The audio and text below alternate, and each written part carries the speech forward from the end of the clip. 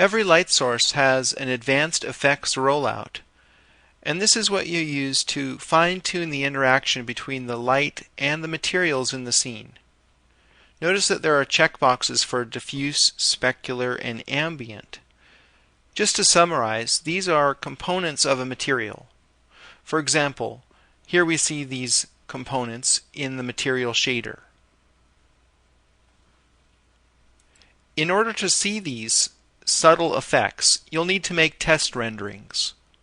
And in 3ds Max, you can open up the Active Shade viewport to have a live test render. So we're dealing with this free spot 2 right now, which is the one that's illuminating the sofa. This light's hot spot and fall off have been set up, and its far attenuation has been set up. We're just going to fine-tune the way that that light is interacting with the materials here of the sofa and the blanket. If I uncheck specular, that will mean that the light no longer illuminates the specular component. And if you look closely, you'll see that this bright area on the blanket is no longer lit. I'll go back and illuminate that, and you can see the difference.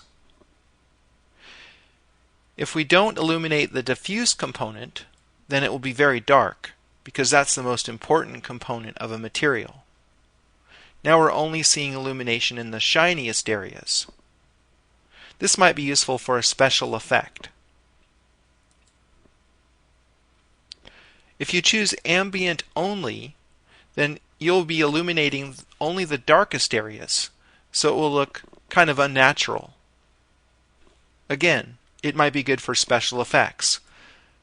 The things that you can do in this rollout are things that you don't do every day, but it's good to know that they're here, and sometimes it makes the difference between a mediocre rendering and a really stunning rendering. Now, contrast and soften diffuse edge are kind of the opposite things. Contrast boosts the transition that you see between the diffuse and specular components. And now we're really able to pick out the shiny areas. They have more illumination and more contrast between the diffuse areas. Soften diffuse edge kind of goes the other way, and it softens the transition right in here between diffuse and specular.